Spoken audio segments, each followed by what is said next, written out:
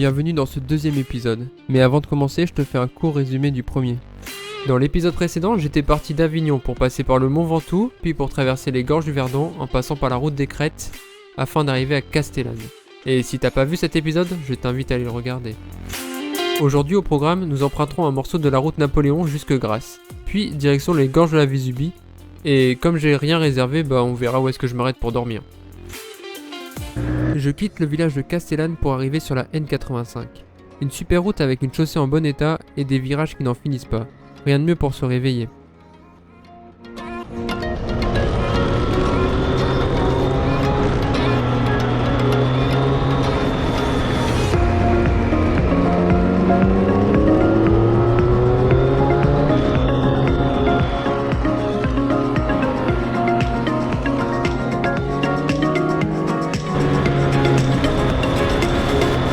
Avec les jolies couleurs du matin, j'en profite pour faire décoller le drone.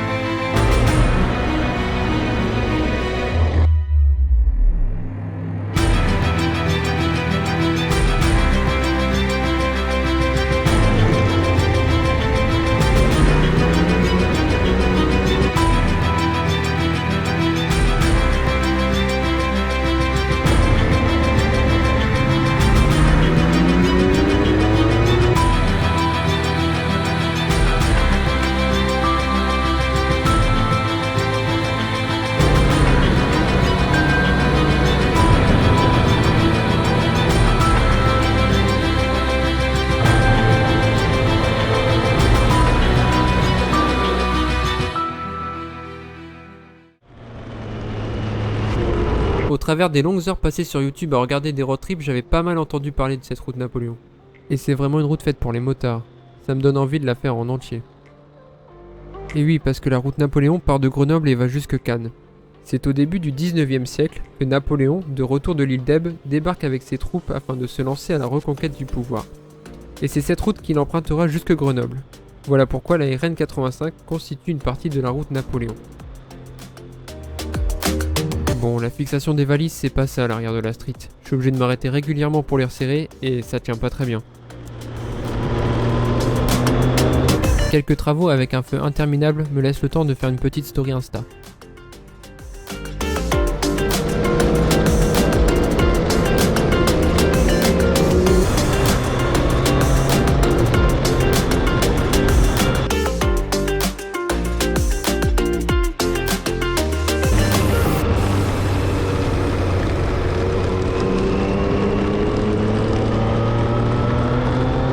Je m'arrête, je profite des paysages et je resserre encore mes sacoches. Et après quelques plans au drone, je me dis qu'il faut pas trop que je traîne. Je suis parti assez tôt et j'ai pas pris mon petit déj. Mais il ne me reste que quelques kilomètres avant d'arriver à Grasse, où je devrais trouver de quoi manger.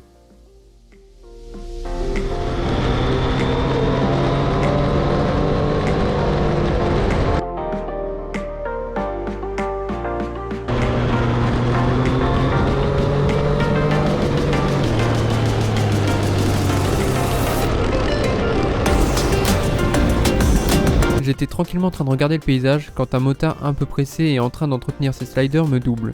Il n'en faut pas moins pour que je remette un peu de gaz.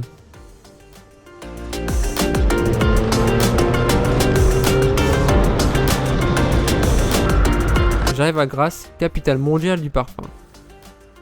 J'en profite pour faire une pause et trouver de quoi prendre un petit déjeuner. Je ne m'attarde pas trop et je reprends la route direction les gorges de la Vésubie. Je passe sur ce morceau de route beaucoup moins intéressant et on se retrouve à l'entrée des gorges de la Vésubie. Je ne sais pas si tu te souviens, mais la vallée de la Vésubie avait été touchée par la tempête Alex en octobre 2020, qui avait laissé beaucoup de dégâts sur son passage. On verra tout à l'heure que les travaux de reconstruction titanesques sont toujours en cours. Mais les paysages et la route n'en restent pas moins très agréables à rouler. On voit tout de suite le changement de paysage. J'adore ces routes où l'on circule au pied de la falaise avec le cours d'eau en contrebas. La Vésubie, de longueur 46 km, prend sa source dans le massif du Mercantour. et plus précisément au lac Blanc qui culmine à 2665 mètres d'altitude.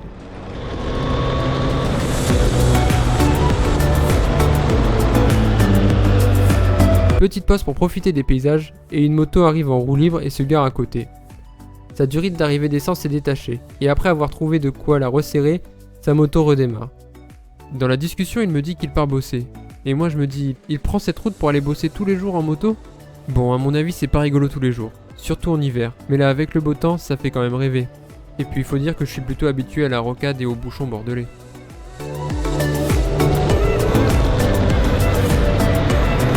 Je commence à avoir faim et je décide de rouler jusqu'au prochain village afin de m'y arrêter pour y manger.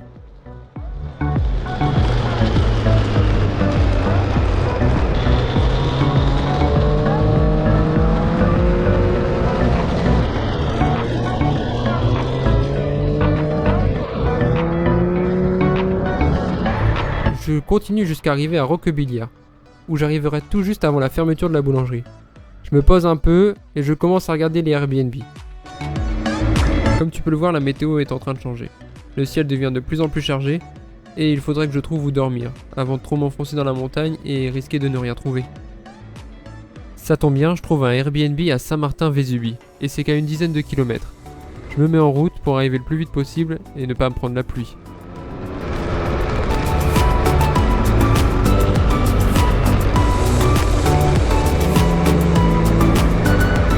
J'arrive à Saint-Martin-Vésubie, principal port d'accès au parc national du Mercantour.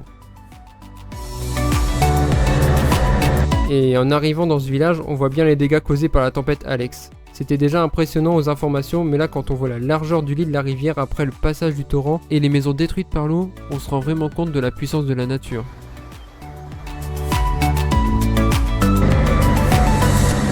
J'arrive au Airbnb, et là en arrivant devant la porte, j'ai eu un petit doute sur ce que je viens de réserver.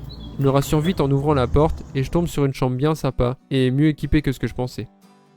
Allez, on décharge tout et on va faire un petit tour dans le village. Finalement, il n'y aura pas de pluie et je pourrai me promener dans toutes les petites rues du village. Pour le soir, je trouve une bonne pizzeria située dans le bas du village. Et c'est la fin de cette deuxième journée. Le lendemain, au réveil, j'entends la pluie sur les carreaux. J'ouvre la fenêtre, tout est trempé, le ciel est bien gris, clairement ça donne pas envie d'aller rouler. Je regarde la météo et ça ne devrait s'arranger qu'en fin de journée. La route prévue aujourd'hui c'est quasiment que de la route de montagne en passant par la plus haute route de France. J'ai bien roulé ces 2 derniers jours et après réflexion je décide de rester une journée à Saint-Martin-Vésubie. La chambre est plutôt bien équipée et en plus il y a un micro-ondes et un peu de vaisselle. Et en grand consommateur de Nesquik et parce que ça fait 2 jours que j'en ai pas bu, je décide d'y remédier. Et là vient la question de comment je vais m'occuper. Je commence par nettoyer la moto qui a mangé pas mal d'insectes sur ces 2 premiers jours. L'office de tourisme me renseigne sur les activités dans ce village et il y a un complexe avec une piscine, de l'escalade et surtout du canyoning indoor. Oui, du canyoning indoor. Ils ont reproduit des modules de canyoning en intérieur. On y retrouve par exemple des sauts depuis différentes hauteurs, des toboggans ou encore de la descente en rappel le long d'une falaise. Le plus haut saut est à 7 mètres et je peux te dire qu'à 7 mètres ça fait déjà haut. Une activité bien sympa que je te recommande. Ça m'a donné envie d'aller en faire en extérieur dans des paysages qui doivent être impressionnants.